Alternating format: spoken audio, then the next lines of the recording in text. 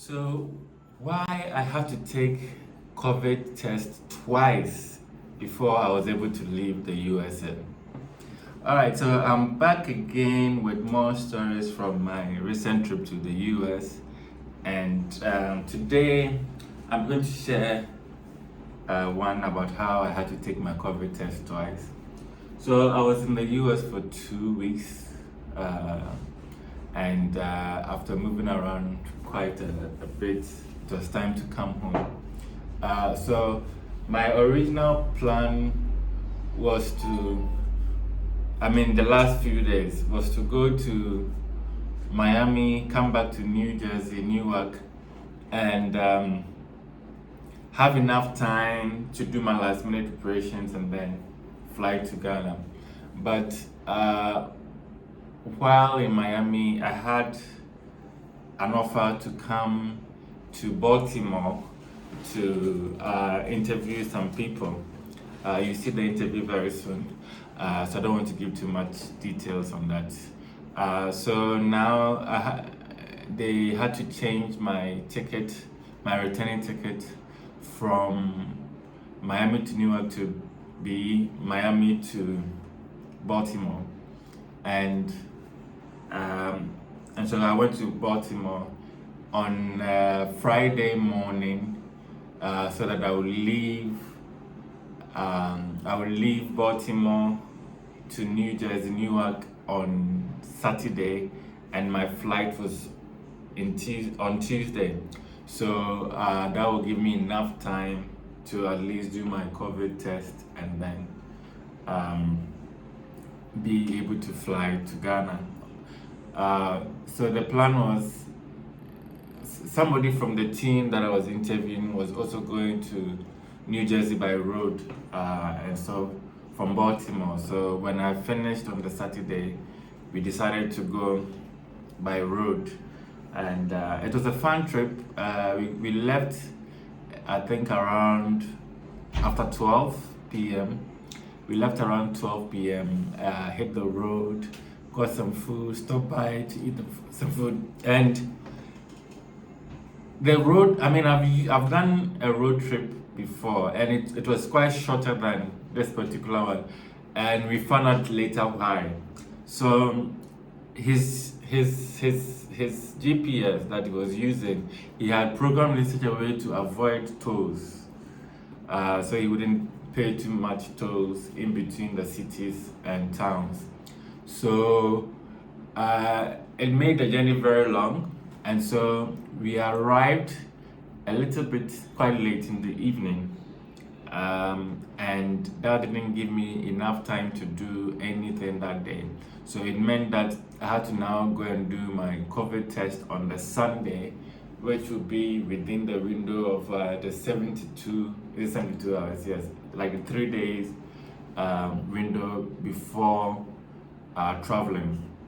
So I had seen, I think when I arrived at the airport in Newark at some point, during some of the travels, I realized that they were now doing the COVID test at the airport as well. So, I think even when I was in Baltimore, I Googled to find more details about it. It wasn't so clear whether they were only doing tests for the airport staff or for the public in general. So I Googled, I saw numbers, I called, and they said yes, they do for everybody, but I have to book and then come. So I booked for the Sunday afternoon at 12, because my flight was in the evening around 9. So it's Tuesday, so it gave me enough time generally. But when I was booking, they gave me two options. It's either I do the standard PCR test, which according to them would take 2 days to 4 days for you to get the results. And yes, I said yes. It was still within me. So I was hoping for the lower brackets more than the upper bracket of the duration they gave.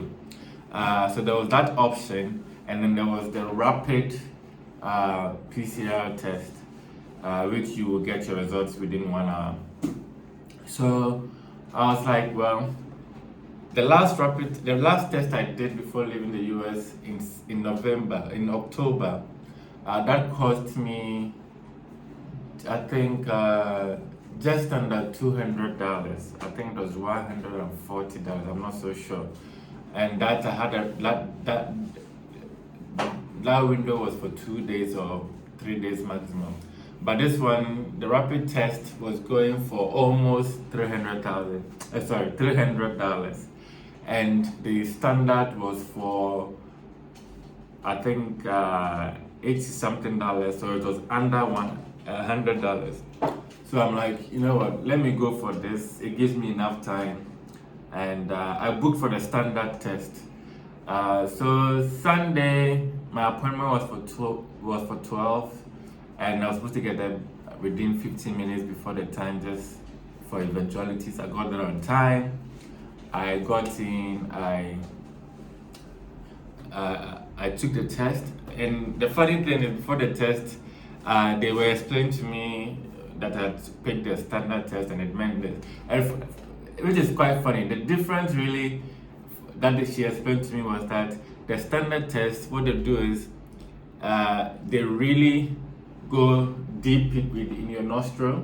I don't know why, and both nostrils, and the result will come around at a certain time. Whereas the rapid one is more sort of peripheral. They don't have to go very deep.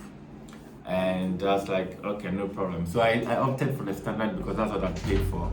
And they did it. They really went deep, and I felt it. I mean, out of all the tests that I have done for COVID, this was the one that was quite deep, so I felt it.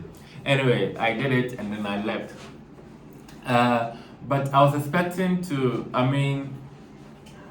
on the Monday, I didn't get any notification about the result. And then I started fretting when, after 12 noon on Tuesday, which I was supposed to fly out in the evening, I wasn't getting the result. So I called again. I called the number again. They asked me for the details. They said somebody will call. I waited, no call came. So I was getting nervous because I had to travel in the evening. I didn't want any sort of eventualities because I had planned everything to leave, and anything beyond that would be an inconvenience. Also because I was also scheduled to arrive in Ghana, and then when I arrived the next day, I would travel to Zambia. So everything needed to fall in place.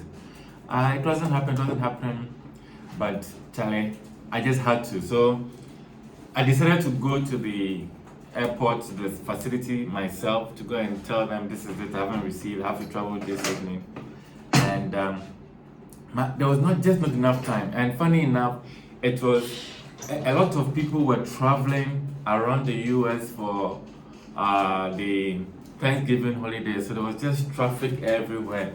And I went there with my wife, and we were supposed to go and pick our son from school, and then I go and pick my items from the airport, to go and pick my things, and then now head to the airport for my boarding and everything. So there was just not enough time. So we quickly rushed to the airport, and then we went to the facility. It's called Express Check. Express Check. Express Check. So Express Check, and we did a test. So I went there. I complained. I did a test. Nothing has come. I'm supposed to fly. They said they took my details, my passport, and then now I had to do a rapid test, which of course the result was going to be within 1 hour. So they did another rapid test for me and said it would take like 45 minutes. So after I did the test, I was told to go and wait.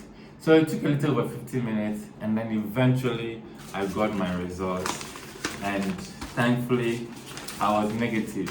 So right from there, we had to rush to pick Nathan from the school, take him to the house, and then now get ready for me to get to the airport. I had packed everything, so there was no stress in terms of now going back to park or whatever. So the moment I got to the house, the apartment, I just grabbed the bags, got ready, called an Uber, and voila, it took me to the airport, and I checked in. Fortunately enough, I was coming with Ethiopian airline, and the terminal where I would go, there were, they have what people call Goro boys. I don't know if it's a cool thing to use, but so they have this little trolley, quite good, and I had like 4 bags on me. So they met me outside, they picked the things, they took me to the counter. You know what? That was one of my worries, because having all those bags and moving around could be quite stressful. So I went to the counter, checked in, I went through security. I forgot to tell you, there was a lot of traffic at the airport because, again, people were traveling to the various cities and states for Thanksgiving with their families, and so traffic everywhere. But I got in, went through security on time, and boarded, and voila, flew into Togo, and then later connected to Ghana. So there you have it. Why I had to take 2 COVID tests before leaving the US.